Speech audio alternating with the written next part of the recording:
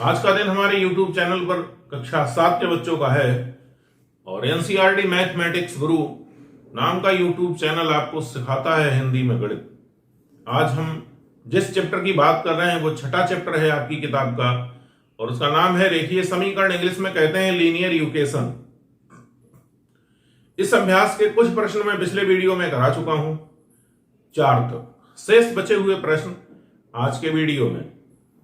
एक क्वेश्चन आपके सामने लिखा है व्हाइट बोर्ड पे और उस क्वेश्चन में क्या दिया है, आपको ये दिया है कि एक क्लास में 45 छात्र छात्राएं हैं, लड़के और लड़की मिलाकर 45 हैं।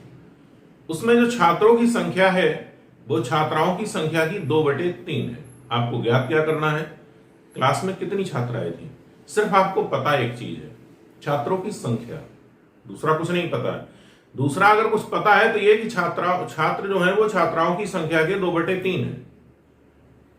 अब आपको जब कोई छात्र और छात्राओं की संख्या वास्तविक नहीं ज्ञात है तो आपको किसी एक की संख्या माननी पड़ेगी, कोई चर के रूप में, किसी अक्षर के रूप में, x, y, z, a, b, c, आप जो इच्छा हो वो मान लो।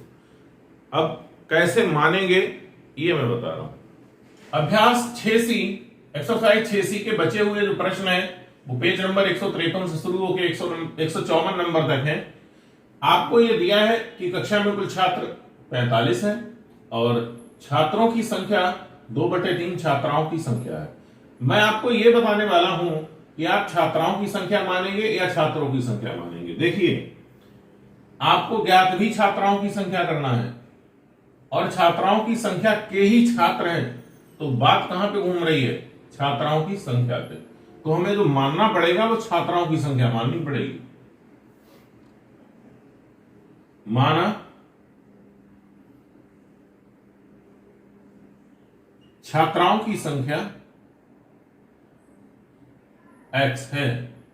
यहां पर छात्रों की संख्या x मानेंगे तो छात्रों की निकल के आएगी और छात्राओं की मानेंगे तो छात्राओं की संख्या निकल के आएगी। आपको छात्राओं की ही संख्या ज्ञात करना है तो छात्राओं की संख्या को ही x मानेंगे। प्रश्न ये कहता है, प्रश्न की शर्त क्या है? प्रश्न की यह शर्त है कि छात्रों की संख्या प्लस छात्राओं की संख्या, भाई कक्षा में दोनों है ना, अब इन दोनों को अगर हम जोड़ें तो होगा कितना, 45। ठीक, छात्र और छात्राएं दोनों जोड़ें तो होगा कितना, 45। छात्रों की संख्या है किसके बराबर, 2/3 छात्राओं की संख्या। इसकी जगह हम लिखेंगे क्या, 2/3 छात्राओं की संख्या, क्योंकि छात्र छात्राओं के कितने हैं, 2/3, और छात्राओं की संख्या को माना कितना है, x। अब 2/3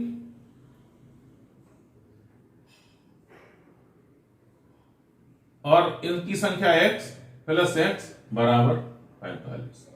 बस इसी समीकरण को हम हल कर लें तो हमें छात्राओं की संख्या मिल जाएगी। 2/3x प्लस x बराबर 45। इसका हर 3 है, इसका कोई हर नहीं है, इसलिए 3 से ऊपर नीचे गुणा। अब दोनों के हर 3 हो गए तो एक जगह लिखेंगे 2x प्लस 3x बराबर 45। 3 इसके साथ गुणा में है, बराबर के दाईं तरफ भेजेंगे, वो इधर भाग में है, बराबर के दाईं तरफ भेजेंगे तो होगा क्या, 45 के साथ इसकी क्या हो जाएगी, गुणा। 2 और 3 जोड़ेंगे तो कितने हो जाएंगे, 5x। 5 इधर x के साथ गुणा में है, बराबर के इधर भेजेंगे तो किसमें हो जाएगा, भाग में। 5 नेम 45, बचा कितना, 9 × 3, 9 × 27। यही छात्राओं की संख्या है, क्योंकि छात्राओं की संख्या को हमने क्या माना था, x। आंसर है आपका। छठा प्रश्न आपके सामने लिखा है और प्रश्न में दिया है एक संख्या के 1/3 में से 1/4 घटाने पर 4 शेष रहता है। आपको क्या ज्ञात करना है, वो संख्या ज्ञात करनी है। एक संख्या जो है, इसे हमें पता तो नहीं है कौन सी संख्या, जो संख्या नहीं पता है उसी को हम मानेंगे, माना संख्या बराबर x। अब प्रश्न क्या कह रहा है, प्रश्न की शर्त यह है कि संख्या का 1/3 में से 1/4 घटा दें तो 4 शेष है। एक संख्या, और एक संख्या को माना कितना x, x का 1/3, x का 1/4, इसमें से घटाएं तो क्या बचेगा। देखिए यहां हर 3 है, यहां हर 4 है। अब हम करेंगे क्या, दोनों का अलग अलग समझिए। 1/3 है, 4 है नहीं, 4 से गुणा, माइनस का निशान, यहां 3 नहीं है तो 3 से गुणा। अब 3 चौक 12, 3 चौक 12, दोनों का हर कितना हो जाएगा 12। 4x/12 माइनस 3x/12 बराबर 4। 12 लघुत्तम लेंगे, 4x माइनस 3x बराबर 4। 12 भाग में है, बराबर किधर भेजेंगे, गुणा में हो जाएगा। 4x में से 3x घटेगा, x बचेगा। 12 चौक 48। वो संख्या एक जो संख्या थी। अभ्यास 6C का 7वां प्रश्न आपके सामने लिखा है। इस अभ्यास के अनुसार ये थोड़ा अच्छा प्रश्न है। प्रश्न में 3 लड़कों के नाम दिए हैं, डेविड, हमीद और आदर्श। इन तीनों का वजन 45 किलोग्राम है।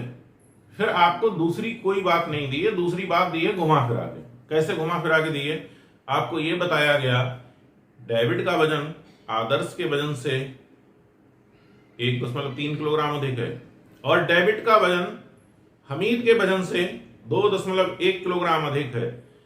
अब आपको तीनों का अलग अलग वजन याद करना है। तो एक बात आप ध्यान दीजिए, हम किसका वजन मानेंगे। भाई किसी न किसी का तो हमें चर मानना पड़ेगा। तो जो बात घूम रही है चारों तरफ, वो डेविड के वजन के घूम रही है। आदर्श का वजन दिया है, वो भी डेविड के वजन के आधार पर दिया है। हमीद का वजन दिया है, वो भी डेविड के वजन पे नाप तौल के दिया है। आपको डेविड का वजन मानना है x।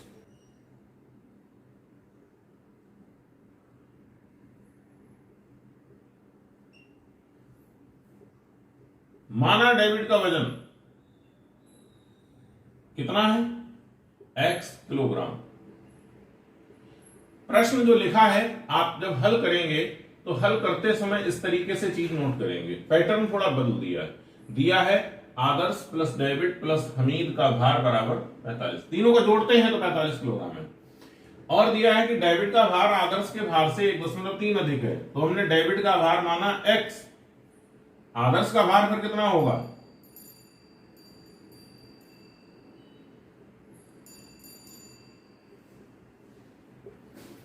भाई हमारे पास अलग से मानने को तो कुछ है नहीं, क्योंकि हमें एक चरराशि वाला रैखिक समीकरण बनाना है। तो यदि हम डेविड के वजन से 1.3 घटा दें तो जो वजन होगा वो किसका होगा, आदर्श का होगा। तो आदर्श का भार x माइनस 1.3 kg। ठीक इसी प्रकार यदि हम हमीद का भार निकालें, हमीद का भार, तो हमीद का भार डेविड के भार से कितना अधिक है, 2.1। यानी डेविड इतना ज्यादा वजन है ज्यादा है, और हमीद का निकालेंगे तो डेविड के वजन में से यदि हम इतना घटा देंगे 2.1 किलोग्राम, तो वो हमीद का वजन होगा 2.1। डेविड के वजन में से 2.1 किलोग्राम घटाएंगे तो वो वजन किसका होगा, हमीद का होगा। प्रश्न आपसे ये कह रहा है कि हम तीनों का वजन जोड़ दें तो कितना होगा, 45। प्रश्न की शर्त ये कहती है कि डेविड, आदर्श और हमीद तीनों का भार जोड़ देंगे तो होगा 44 किलोग्राम। अब जोड़ते हैं तो इनका भार कितना है, x plus x minus 1.3 plus x minus 2.1 बराबर 44।